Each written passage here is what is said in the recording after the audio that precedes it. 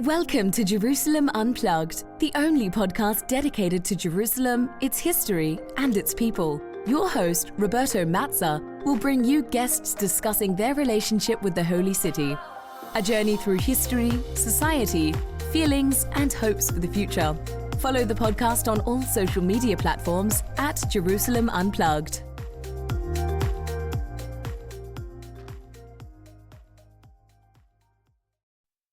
Welcome to Jerusalem Unplugged, the podcast dedicated to Jerusalem, its history and its people. I'm your host, Roberto Mazza, and today it's with great pleasure that my guest is Hawad Alabi. Hawad recently published the book, Palestinian Rituals of Identity, and with him, we're going to unpack the origins and development of the Nabi Musa Festival. You may remember, episode 49, with Hawad we already discussed partly his work on the festival and its origins, but today we will delve into the details of the origins of the festivals, the participants, and how it developed from the early medieval period up to the 20th century. And in fact, I also asked Hawad about his views of the festival in one possible future. Effectively, this is the second episode dedicated to the Nabi Musa Festival, and the next one will be dedicated to the riots that occurred in Jerusalem in 1920. Myself and Hawad have worked on the riots, and we came to different conclusions. So, once again, Hawad will be a guest of the next episode, where we will unpack the events and the interpretation of what occurred in Jerusalem in April 1920. Let me remind you to send me questions for episode 100. And before we delve into all of this, first things first, Hawad, welcome. Thank you very much, Roberto. A great honor to be here. Listeners will know you, but I was wondering if you can tell us something about yourself and also about your latest publication, your new book, Palestinian Rituals of Identity. I was born in Jerusalem and immigrated to Canada when I was young. And regarding the origins of the book, I'd always been interested in history and increasingly interested in cultural and social history, and was trying to always get a grounding in those approaches, and I searched out for works on those topics. And then one day in a graduate seminar at the University of Toronto, I mentioned the Nabi Musa Festival in one of our discussions. And my advisor, James Riley, suggested, what can you learn more about it? And would this be a potential topic? And at the time, I really didn't know what was available. And I didn't really have a sense of how much what sources were there. And luckily, it's a festival that dates back to the 13th century. And so the sources stretch from the 13th century in various types of sources, Ottoman, Islamic religious, and of course then British and British colonial and Arabic newspapers. But I developed that interest in it, and I was just interested in seeing how this festival could tell us what it could tell us about the larger history of Palestine, because it has such a long history from the 13th century onwards. And it was just something that I thought would be an interesting addition to how to understand Palestine differently than in the way of of a political history, for example. The book is called Palestinian Rituals of Identity. So essentially, it's about mostly Islamic rituals, including the Nabi Musa pilgrimage. So can we start talking about these rituals and how these are related to the creation of the Nabi Musa Festival and pilgrimage? This festival should be put into the larger context of what is referred to as Ziyarat al-Qubur. ritual pilgrimages to tombs. And there's a long religious tradition in Islam of pilgrims visiting sacred sites, holy shrines, tombs of revered biblical figures or prophets or historical figures, even. And when they go there, they seek barakah. And the shrine is a sacred site that emits barakah, blessings. And pilgrims will go and petition for their own health, the health of a child, for a successful harvest that year. And so it is a medium to relate to the divine. It's an intermediary in a way. And so the practice of ziyarah, of ritual pilgrimages to tombs and sacred sites, is prominent throughout the Islamic world and in Muslim societies from the earliest periods, but especially in Palestine and the larger Arab East, it expands in importance and increases in number of shrines after the Crusader period, because after the Crusader period, there's now a greater contest over the ownership, the claim to the sacred land, to the Holy Land, and to seeking greater religious justifications uh, for uh, for the area to serve to be an Islamic territory. And this is when you begin to see an increasing number of shrines dedicated to biblical figures, Quranic figures, and they, in a way, serve as the landmarks claiming this land as holy, sacred, and Islamic. And this is when um, we really see the shrine of the prophet Moses have attract greater attention. There was already debate within the Islamic community of where the site of Moses' tomb is. And in the Judaic biblical tradition, no one knows his final resting place. But in the Islamic tradition, there was debate. Some saying we don't know, some saying that attributing it to various places south of Syria, east of the Jordan River, and the shrine near Jericho, which is about 12 kilometers southwest of Jericho, about 30 kilometers southeast of Jerusalem, was one of almost a half dozen shrines or sites attributed to the tomb of Moses. These are mentioned in chronicles, in hadith literature, in religious literature, and the Mamluk Sultan Baybars in the year 1269 was passing through Palestine and Syria and heard about the popular veneration to a site attributed to the tomb of the prophet Moses. And so he dedicates funds and waqf property, religiously endowed property, to support a dome to be built over the tomb and an adjoining mosque. And it was, of course, a very humble shrine because it's in the middle of the desert. It's only about 30 square meters for the tomb, for the shrine for the tomb. And so he endows it. And once he endows it and it becomes associated with an annual festival, that's when it becomes more popular.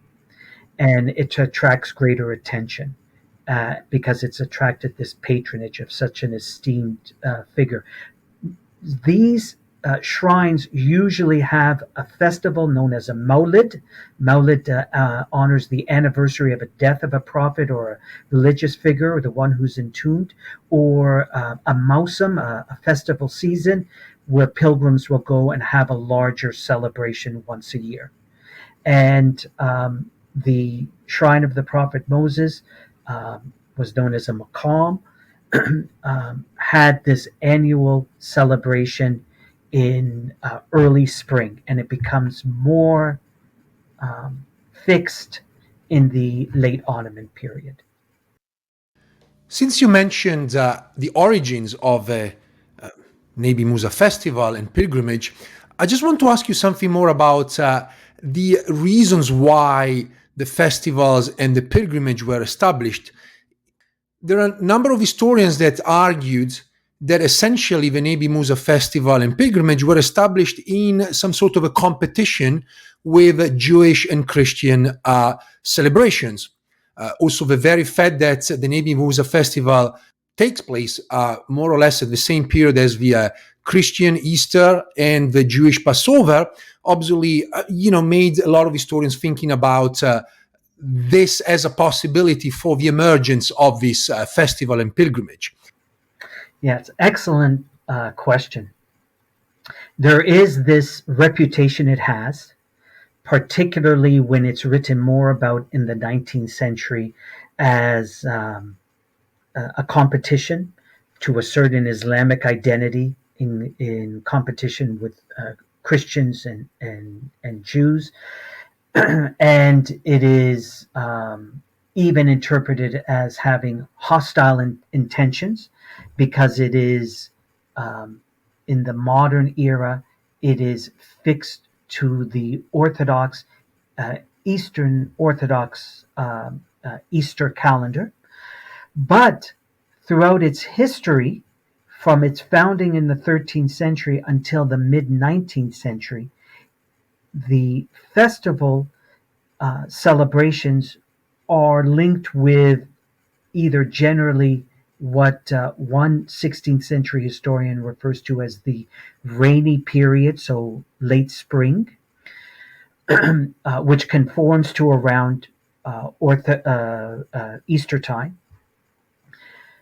And there are even some indications from 16th, 17th century sources that people visited in conformity with the dates of the Orthodox Easter calendar. That, however, I don't interpret as being deliberately or intentionally intended to conflict with the Christian and Jewish springtime religious celebrations, because the pilgrims left Jerusalem and went to the shrine. Unlike the arrival of the thousands of pilgrims to Jerusalem doesn't begin until the mid-19th century. So the pilgrims from Jerusalem, from the southern parts of Palestine, from the eastern hilly regions of Palestine, went and performed this pilgrimage, never congregating in Jerusalem during the Easter or Passover holidays. And the fixing of the date doesn't really begin until the municipality of the Ottoman municipality of Jerusalem, or the Jerusalem municipality during the Ottoman period, begins to administer the affairs of the shrine and the festival in Jerusalem, and demands that pilgrims first congregate in Jerusalem. And they fix the calendar to begin 1 week before Orthodox Easter, Good Friday. Actually, even many, especially in the Eastern Mediterranean regions, Palestine, Lebanon, Syria, Muslims tended to use the fixed Julian Christian calendar to fix their own, or to date their own religious celebrations. So instead of using the lunar calendar, which is more fluid, Julian calendar is the Muslim populations would use the fixed Orthodox or Julian calendar to determine certain major holidays.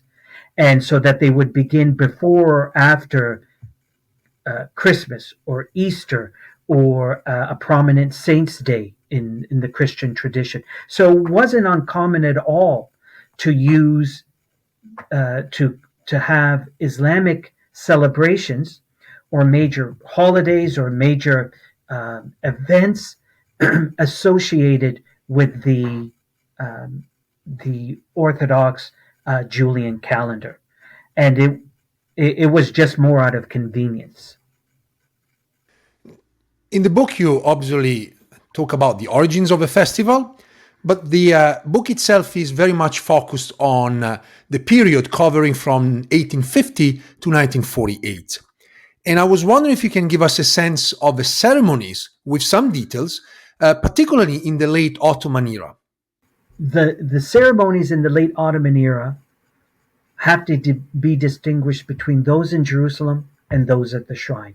Those at the shrine, and we can refer to this as the pre-modern rituals, were focused at the shrine, where pilgrims went and sought what pilgrims usually seek in almost every religious tradition: proximity to the sacred, and seeking the proximity to the tomb of the prophet Moses to be able to be blessed with the barakah, the blessings of the tomb, where they petitioned for their own health or the health of a child, or conducted Sufi mystical forms of rituals, or practiced folk and village traditions, songs and dances, as well as played games, mock sword fights, or displaying the Bedouin arts of horsemanship. And so before the modern era, the focus of ritual activity was at the shrine, both religious and non-religious, but mostly focused on gaining that proximity to the sacred and the sacredness of the tomb. After the mid-19th century, after the Ottomans, in a way, reestablished their authority in Palestine's rural areas, reestablished authority over rural lords. The Ottomans are now able to tax more effectively, more widely, conscript more widely, conduct a census more effectively and efficiently. It's as well as in an era in the mid-19th century where there's increasing secular changes. The Ottoman government is increasingly adopting modern Western institutions of state. They are promoting secular laws and secular legal systems. And it's in this era that the Jerusalem municipality, around 1862-63, is founded. And the Jerusalem municipality, as a modern institution and a secular institution, has this great authority, and one authority it could exercise is its management of the festival. It's not really managing the shrine. It's more focused now on managing a new festival in Jerusalem.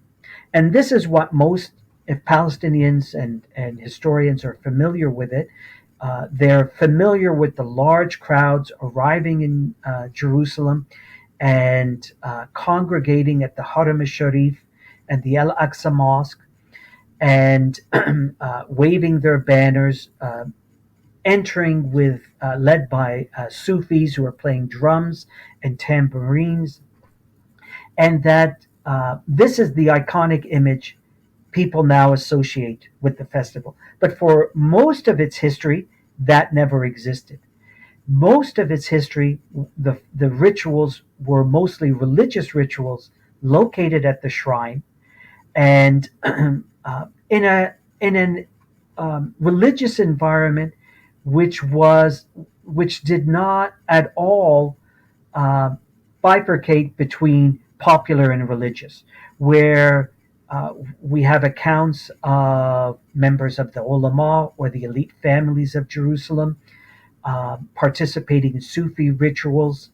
There are many accounts of Sufis attending and saying and not really giving us any indication that there was a distinction between what we now refer to as popular and official Islam. And it was a far more open religious sacred space. But in the 19th century, in the mid 19th century, after that, when the Jerusalem municipality manages the festival, they establish a festival, and they have really two different intentions. One is they create what is referred to as a civil religion, and where the festival is incorporated into the the public rituals, the political pageants of the Jerusalem municipality, but not for solely for religious purposes, but to elevate their own status in society.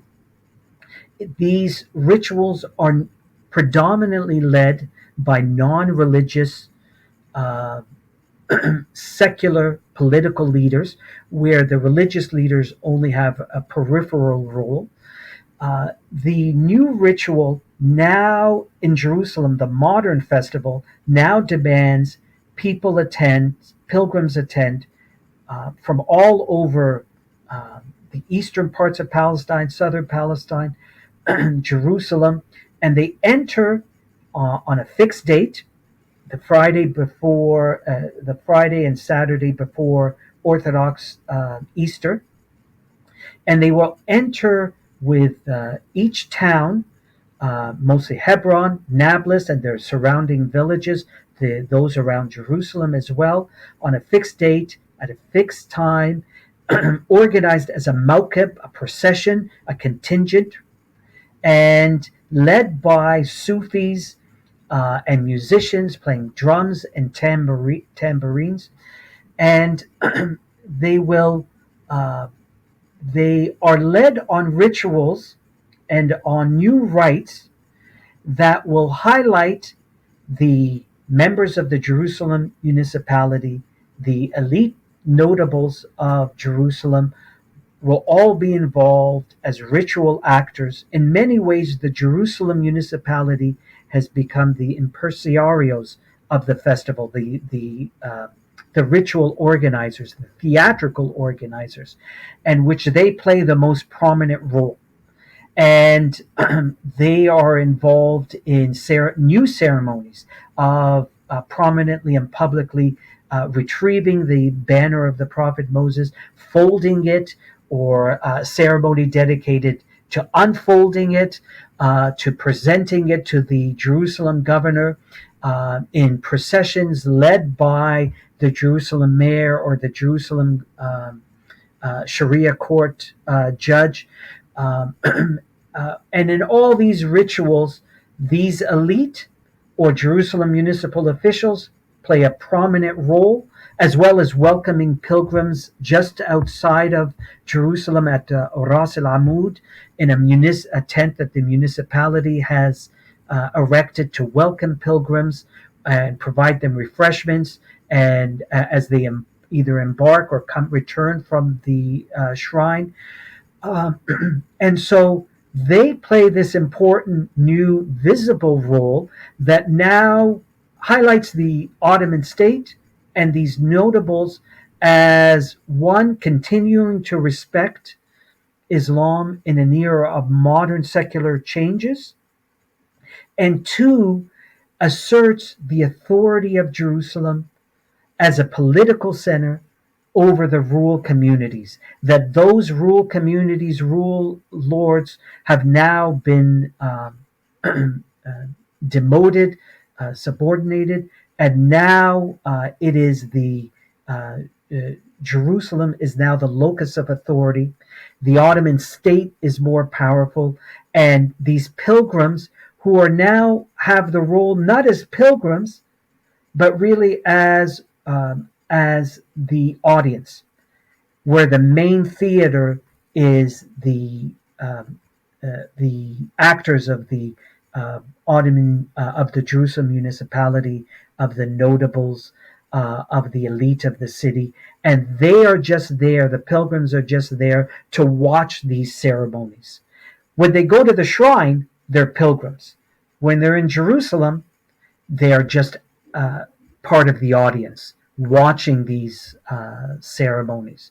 And so that's why it's a long answer. Sorry, Roberto, that we have to distinguish between the rituals in Jerusalem and the rituals at the shrine and the rituals that were invented after the mid 19th century, which are really quite novel. I want to ask about what happened next. Obviously, the Ottomans in the last few decades added the political element to the festival, which I believe it became paramount under the British. So in 1917, the British captured Jerusalem and Palestine, and in time we know settled as colonial rulers. So I was wondering if you can tell us more about how the British understood the festival, and I'm curious about the changes that they made to the festival and also to the understanding of the festival. The British always paid close attention to the rituals of the people they colonized. And so they would participate in the existing rituals and festivals of their colonized populations. They would assert themselves in prominent roles, or they would import festivals from Great Britain, such as celebrating the ascension of the king or queen, or other major ceremonies that now the colonized population could participate in. So the British enter Palestine already familiar with the importance of rituals of their colonized populations. And especially they regarded um, the non European population, where religion was to them the most important aspect of their life, and that these people could be understood through religion, and that religion was an apolitical site. So if they participated, they felt that they could manage these societies more fully through religious ceremonies, through religious discourses, rather than through political discourses, such as treating the Palestinians. They see them through a sectarian lens, that they are either Muslim or Christian. They are not an Arab or Palestinian nation that they have to politically engage for their political concerns. We just can relate to them on this religious level. So they already enter Palestine having this kind of epistemological approach, this cultural approach to rituals and the importance of religion that they assume all people have above all other concerns of their colonized population. And so immediately they grasp the importance of the festival, which is uh, Palestine's largest festival in many ways. Nebi Rubin in near Jaffa attracted more pilgrims over the month-long celebration, but Nebi Musa had larger crowds at one in the few days of the major ceremonies. And so they always regarded it as the largest festival in Palestine. And the first celebration was celebrated 4 months after the British entered Palestine. And they're already nervous because they realize this is the first public expression and most visible testimony to the transition from Ottoman Islamic to European Christian rule. And so the British see it as an opportunity to what they see as mollify the population, to show them that they continue to respect Islamic tradition. They do this purposely by maintaining the rites and rituals of the Ottoman era, of the late Ottoman era. They don't want to upend them. They don't want to replace them. The British want to just replace Ottoman officials and Ottoman participation with British participation. And so Ronald Storrs proudly boasts, I committed the Mutta Sharif's duties myself. I was the Mutta Sharif. I embodied that. And so Ottoman tradition is embodied through me. And when he presents the banners to, or when the banners are presented to him at the Sharia court, in Jerusalem. And so the British always boast of how they continued the tradition of assigning a military band to lead the pilgrims. They inspected the banners and were present at all the major ceremonies. High-ranking officials attended. And to them, this displayed that they would continue Ottoman traditions, they would continue to respect Islamic traditions, and they would continue the Ottoman tradition that the Ottomans as rulers honored Islamic traditions in an era of secular changes, and they too, the British, would honor Islamic traditions in this era, in this modern era. But and so it's interesting to constantly read how the British Storrs and then the first High Commissioner Herbert Samuel are so eager to convince their higher ranking authorities that they need permission to assign a band to attend a ceremony, because then they keep trying to tell them, if we don't do this, they believe the Muslim population is going to maybe riot, or they'll be so offended, because what's being communicated to them from the Arab elite, particularly the Mufti of Jerusalem before Al-Hajj Amin, this is Kamil al-Husseini, and other religious figures, is that if the British don't attend and participate, the Muslim population will be offended. Well, it's unlikely the Muslim population is going to be offended that the British aren't attending. It's the elite who will be nervous that they won't have the opportunity to display their political prominence by standing in proximity to Jerusalem's new rulers. So it's the elite who constantly played on this impression that the British had to attend and that they had to attend this festival because it's going to offend the Muslims. And they attend throughout, up to 47, 40, just before 48, they're even going now to the shrine. And there's like a really kind of interesting quote I found by the one British officials who said, the Muslim population was very honored that we attended at the shrine. And they're still only seeing them up to 1948 as just the Muslim population and not a political national group. I want to ask about ideologies. And so the arrival of the British, but also the development of Zionist activities in Palestine, and obviously the introduction of nationalism as a defining ideology, changed the way the local Palestinians saw the festival. And I was wondering if you can tell us a little bit more about the discourses of modernity and nationalism. And perhaps you can also talk about some of the key individuals and how they change the perception and the understanding of a festival in this period of time.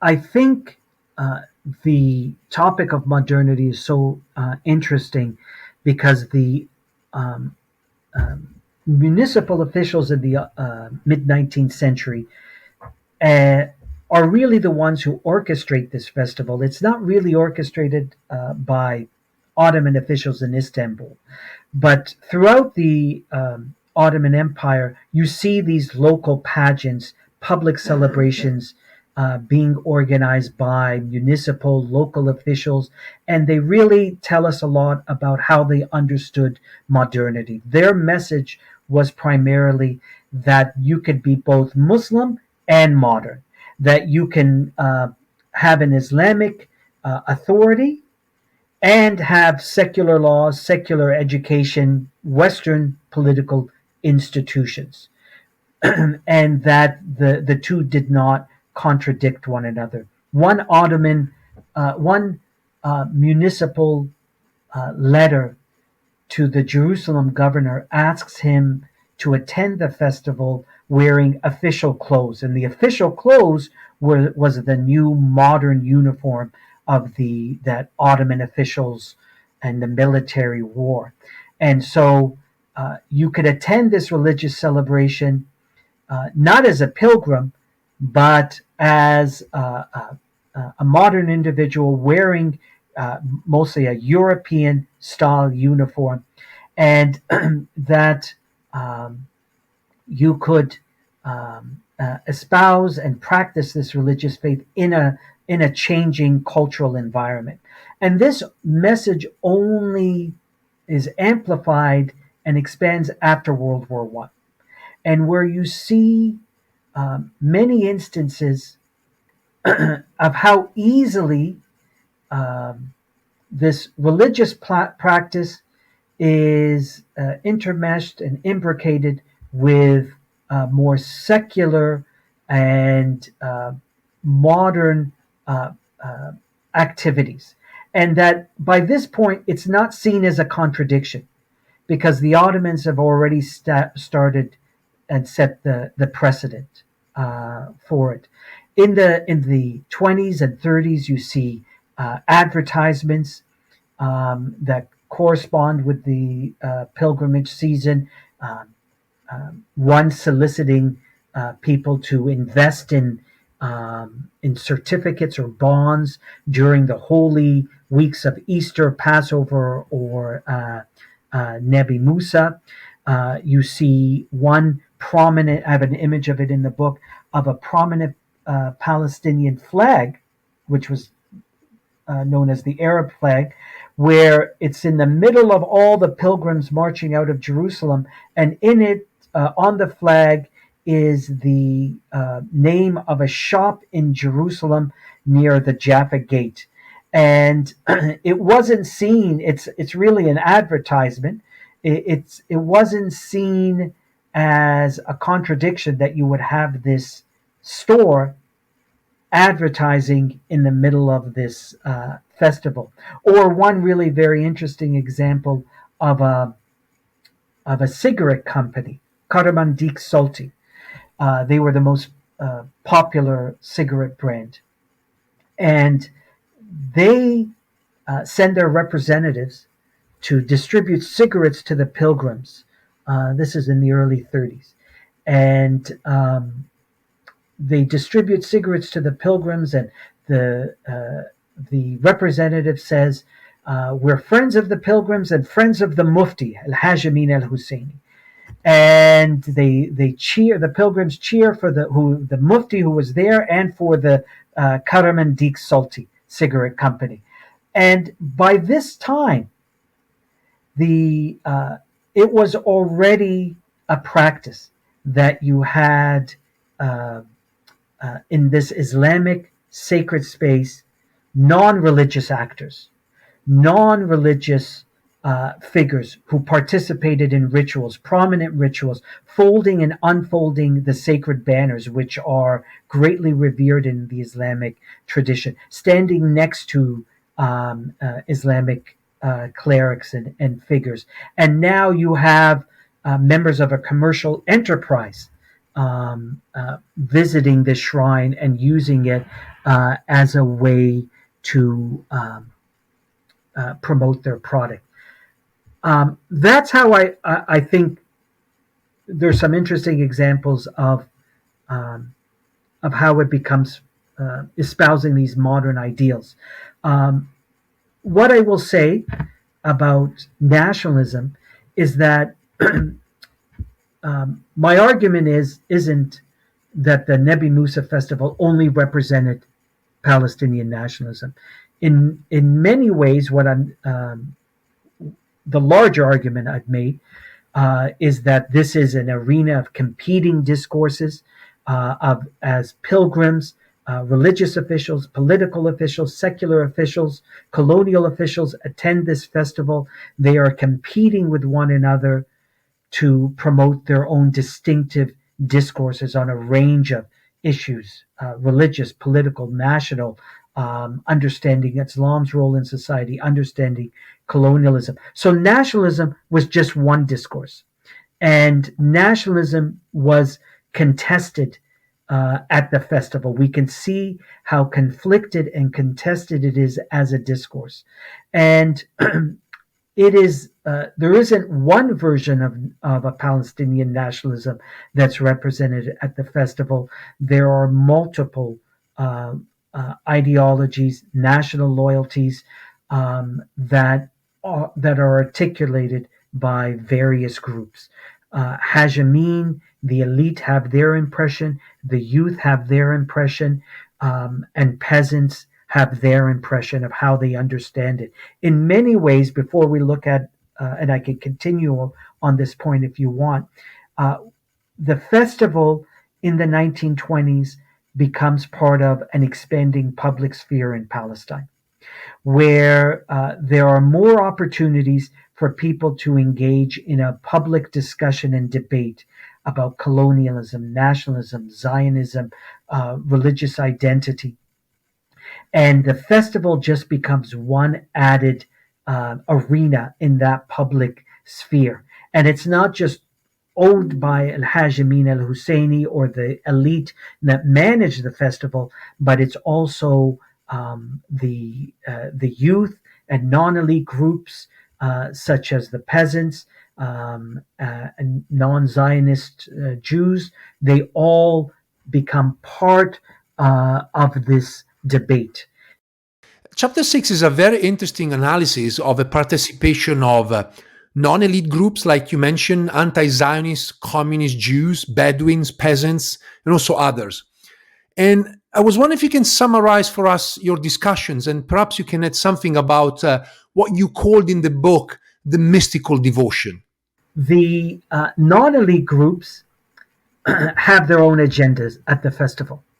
And while the impression of the elite groups, or primarily the Mufti, is one of promoting nationalism at the festival, really his attempt to expand the festival and invite pilgrims coming from Haifa and Jaffa and Ramle is not to imbue them with a sense of the nation, or promote necessarily a Palestinian nationalism. And he's not mobilizing them as part of a mass mobilization against the British or against Zionism. He's doing it really to amplify his role as national leader, as preeminent Islamic figure, and not to really instill a Palestinian nationalism, which he promotes, but that's not his main objective. And so his focus was always of a political agenda of maintaining his status as national leader, as chief Islamic figure in Palestine, of promoting a political resolution with the British. He was hostile to the Zionists but moderate politically against the British. And his understanding of Palestine was restricted to the state of Palestine.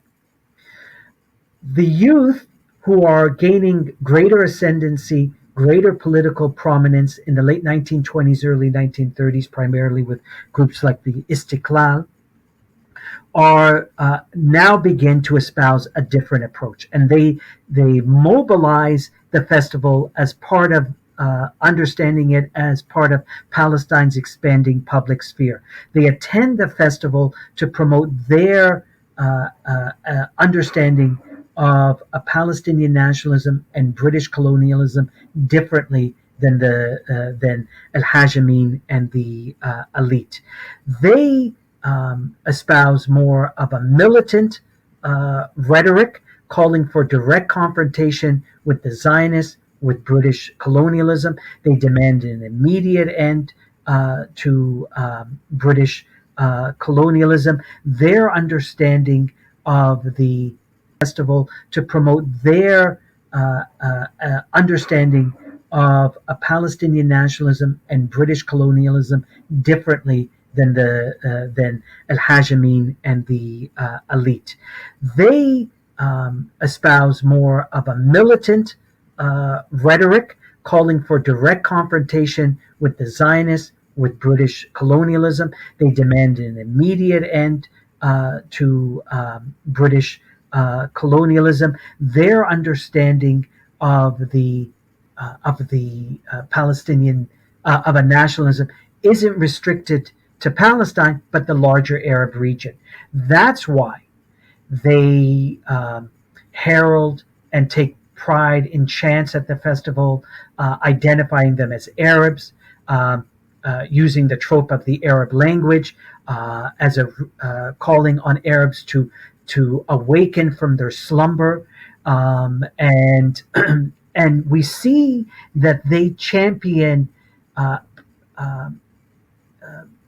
Islamic and Arab cultural tropes and historical figures in the names of their scout troops, named in honor of Salah ad-Din or Harun al-Rashid or Jihad, the Holy War struggle, or other Islamic religious language, to stress their Arab Islamic identity, to stress confrontation with the that they espouse, and to stress an understanding of identity beyond Palestine.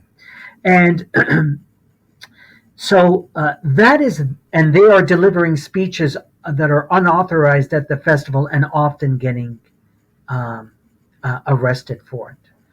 And so they're one non-elite group. Others include groups like the non-Zionist communist Jews, who in 1928-29 adopt officially an anti-Zionist position, and they see the Nabi Musa Festival as a way to recruit peasants and urban workers into the communist movement, and they will denounce at the festival both the British and the wealthy Arab elite, as well as actually Zionism, as they promote a classless identity, or a class-based identity of workers and peasants against British colonialism, Zionism, and the wealthy landed elite in Palestine. They too are often arrested, and the Arab elite are more than happy when Arab communists are arrested, even though they're denouncing the British and Zionism. If you could add something about women and Sufis, since I have one last question later, but I think women in particular are very much present throughout several parts of your book, and I was wondering if you can add a little bit more about the role of women. What I found, I went into this topic kind of adopting the approach that others have taken about women attending, especially Muslim women attending Islamic rituals, and women attending rituals in general, where, as Saba Mahmoud refers to it as, that there is this sense of a liberatory discourse, that women only seek to attend these religious ceremonies, especially in the Islamic context, to escape patriarchy, and that they are going there to seek this liberation from the patriarchal environment that constricts them in the home and at home. And there are a number of writers who depicted the festival in this way, and women's participation in particular. What I found interesting, looking more closely at it, reading Rima Hamami, who writes about how women would attend their visitation of shrines either on their own or in groups of women in ceremonies, seeking address of everyday issues, such as the health of their children, praying and petitioning the divine that they would gain fertility if they had problems with being pregnant. And so they attended religious ceremonies, festivals, and these mausams and mulids, not to seek liberation from a patriarchy, but to fulfill a religious calling, a spiritual demand that met their everyday challenges. And they attended not they attended really in ways that conformed to how they understood gender relations and religious practices in their home communities. So they attended not they it was really more women who generally attended these festivals than men. And it was women who attended in groups, but men and young men and the boys of the family attended as well, which conformed to how they understood gender relations back in their home community, where, especially in Palestinian villages, the kin and extended family members live in a village. And so the village community can include extended family members. And so participating with them, sleeping at the shrine for 2 or 3 nights wasn't controversial, because this was extended family anyway. And they worshipped at the shrine of the tomb of the prophet Moses in the same way they worshipped at a local shrine. And as Tawfiq Kanan would say, the number of shrines in Palestine are innumerable. They're ubiquitous, where every village has 1 or 2 shrines, and of a local saint or a local figure that they would worship. And so they practice the same type of religious rituals, where they would light a votive candle or say a prayer or conduct Sufi mystical forms of worship in the same way they did at the village. And so it wasn't really escaping a patriarchy. It was really conforming to how they understood their own religious practices back at home. Let me ask the last question about what happened to the festival, particularly after 1936, when the Arab Revolt started. How did the festival change in terms of its understanding and function? And also, if you can tell us something about the transformations that took place after 1938 to the present. After 1936, the Arab Revolt, that's when you begin to see greater restrictions placed on the festival. The British, by 1939, the British have quelled and suppressed the revolt, and the Arab political elite are in no position to challenge the British. And so the British, what's interesting is that they don't want to put an end to the festival. They still want the public expression, an association with its public this public pageant to remain. They just want to truncate it and modify it to subdue its political expressions, but still maintain its religious significance. So that's when they end the practice of pilgrims congregating in Jerusalem at the Haram al-Sharif, having these large crowds attend there. They end the practice of the procession of banners. These would take hours to complete as pilgrims came from the outskirts of Jerusalem, Solomon's Pools, or even Sheikh Jarrah into the Al-Aqsa Mosque. It would take for the pilgrims from Nablus or Hebron some hours to complete. Now, with that ended, and there's only one very truncated ceremony of the religious officials presenting the sacred banners of Nabi Musa, Al-Aqsa, Nabi Dawood, the Prophet David, to the Jerusalem governor. That would take easily half an hour or an hour to complete. Now just took 5 or 10 minutes, and so they ended this tradition that dated back to the mid-19th century, and largely the Arab elite and the public weren't in a position to challenge it. And that tradition remained after the Jordanians. The Jordanians took over the festival in Jerusalem after 1948 and 49, but they are wary of the festival. They see it as an expression of Palestinian nationalism. And so by 1953, they have completely canceled the festival, especially when King Hussein ascends the throne, and they don't want such a large public expression. And the Waqf officials, the managers of the shrine, say, why is it that Christian festivals are openly practiced in Jerusalem and we can't practice Nabi Musa that dates back centuries? And the Jordanian officials constantly stall them, but then officially cancel the festival in 1953.